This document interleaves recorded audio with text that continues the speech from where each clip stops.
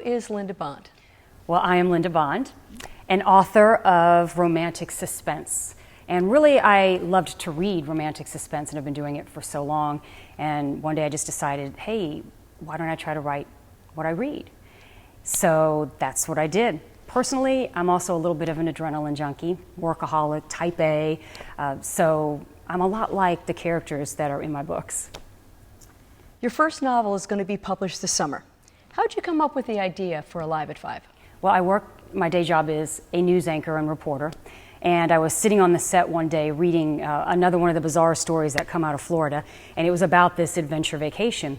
And I turned to my co-anchor and I said, wow, that would be the coolest setting for a novel, don't you think? An adventure vacation. I mean, you're jumping out of planes and swimming with sharks and underground cave diving, and I just liked that, being the adrenaline junkie that I am. So during the commercial breaks, my co-anchor and I would plot. We would say, wow, what if somebody used this adventure vacation as like a backdrop to commit murder? I mean, if you're jumping out of a plane and you have an accident, yeah, you know, you sign a waiver, a liability waiver, right? So that's how the plot started. And we really did kind of plot during commercial breaks for a while until I actually started putting pen to paper. Very cool. What other research went into the writing of this book? Well, I wanted it to have a really cool, cute meet. That's when the hero and the heroine meet for the first time. And I said, okay, it'll be skydiving, and he's going to skydive, and as he's landing, he's going to plow right into her. I've never, in all the years I've been reading books, seen that kind of a meet. But I don't know anything about skydiving. I've never done it myself. So Skydive City is located in Zephyr Hills, which is near where I live. So I called up the owner, TK, and I said, hey, I want to write a book, but I don't know anything about skydiving. Can I come talk to you? And so literally, I spent one Saturday up there talking to him and other people and learning about the whole, what it takes to skydive. And I have had people, I could have done it myself, but I chickened out. But I've had people tell me that the opening of the book is so realistic that they actually feel like they've been skydiving. And I've run it by a couple of skydivers to make sure that the lingo is okay. So that kind of research I did. As well with the diving scenes I talked to a lot of people who have done it themselves. Is any of it real? Oh yeah. How much of it? I'm not going to tell you. But for example, I have flown in an F-16. Don't know many people who have done that. And I've actually flown the F-16.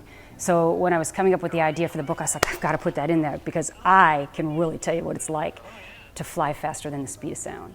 And it's really an e-ticket. So that's why it made it into the book. Awesome.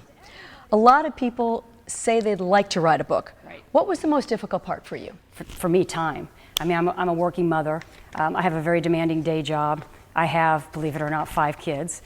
Some of them are, older now. But so time, I wrote Alive at 5, a chapter here, a chapter there. I'd take my laptop to, soccer games, and during the hour warm-up, I'd be writing away. And then as soon as the game started, I would put the laptop up. But, you just, whenever. When you write, do you try to impart a message to the reader? Yes, I think that's important, a theme or a message. And the message of Alive at 5 is you have to face your fears. You just have to face your fear to get over it and move on. With Samantha Steele, the heroine, she's having panic attacks, which I had when I was about 18 years old myself, so I really know what they're like, and they're debilitating and frightening. And it's affecting her job. So she has to face a lot of fears and overcome them in this book. She right now is surviving by holding on tight. She's type A, a control freak. And the hero is just the opposite. Now, he has some issues too. He's feeling guilt over the loss of a family member and a work partner. So he's shouldering a lot of guilt. But he is surviving by doing the opposite, by just letting go and kind of chasing death and, doing crazy, reckless things like jumping out of planes and not even caring if he lives. So putting the two of them together, those exact opposites, was really fun.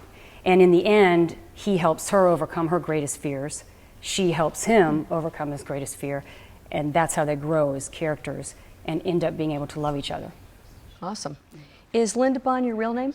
No, it's not my real name. How did you come up with that name? Well, I'm actually related to James Bond. That's the truth. But not the gorgeous action movie hero. I wish. James Bond, that I'm related to, is a former law professor, but Bond is my mom's maiden name. So when I decided that I wanted to write with a pen name, I thought, well, I write romantic thrillers, action adventure type books. And so why not Linda Bond? It kind of tells you what you're getting right up front. And why do you write? I write because I can't stop, because I'm crazy without it. I love it. It's my release. Like some people have different hobbies, and some people love to read, to unwind. Me, I like to write. I mean, if I'm stressed, I'll hit the computer. And like I said, I do write at soccer games and such, and so I've had people come up to me and go, Linda, you always are working.